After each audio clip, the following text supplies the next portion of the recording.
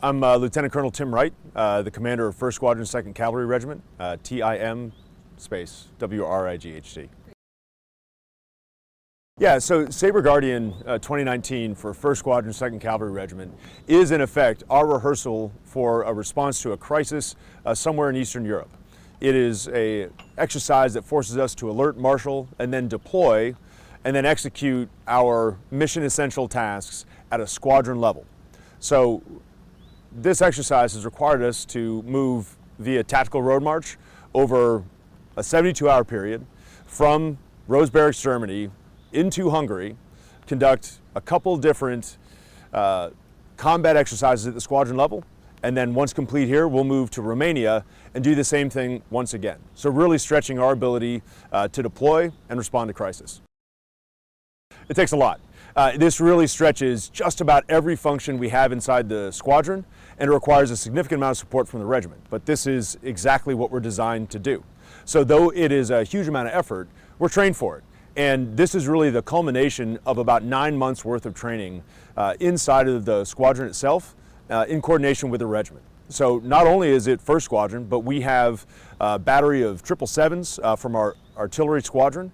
We have a troop of engineers from our engineer squadron, plus a host of other enablers that are enabling us to fight, not the least of which is an entire battalion of AH-64s from 1-3 Aviation Battalion. If we are going to fight, we will do it with 1-3 Aviation. They're an exceptional group of professionals, and they're very, very good at their job. Just like us, they've gone through an entire months-long train-up to be ready to fight. And now we're integrating 2 battalions together underneath a regimental headquarters and demonstrating just how capable and how lethal we are in a crisis. We're the Army's only all-weather, all-contingency response force. We're expected to be able to drive anywhere inside of this theater and respond. We don't need air, we don't need rails, we don't need trucks. We just need ourselves. So if we're really ready to respond to a crisis in Europe, 2CR is going to be the one doing it, and 1st Squadron is going to be out front.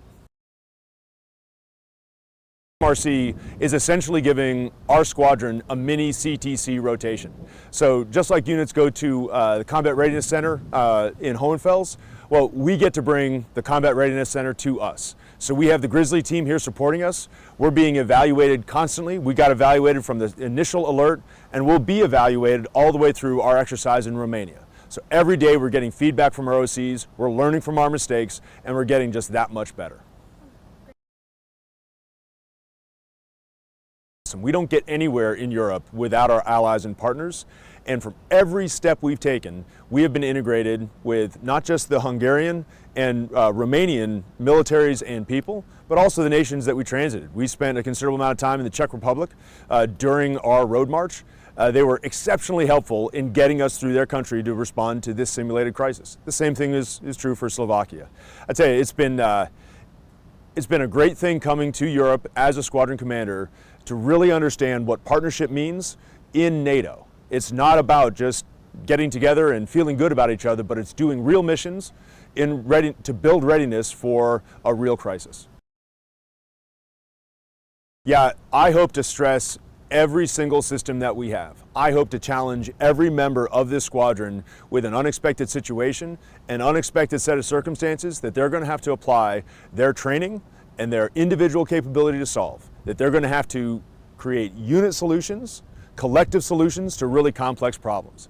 And anytime you're moving across countries to go do your combat mission and then do it again and do it again, you're guaranteed you're going to have some of those challenges.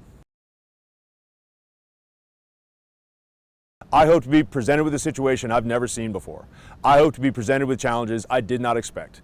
And from having to deal with those, from feeling a little bit of failure, I know I'm going to grow as a person, I'm going to grow as a leader, and I'm going to be more effective as a squadron commander.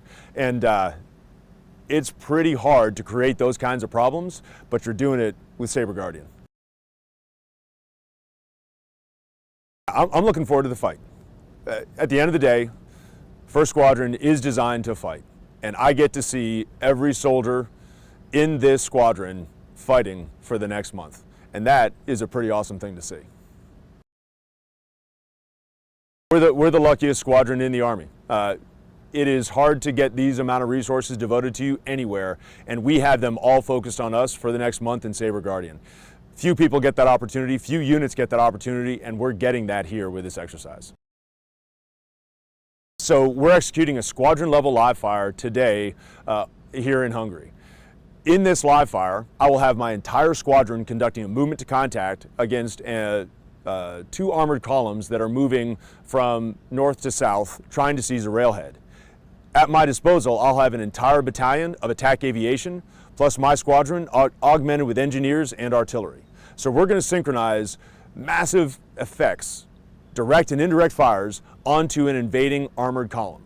And our job is to make sure that they don't get where they want to go. And we've got a plan worked out to where we'll throw the aviation into the fight, they'll hand it over to us, and we'll finish the job.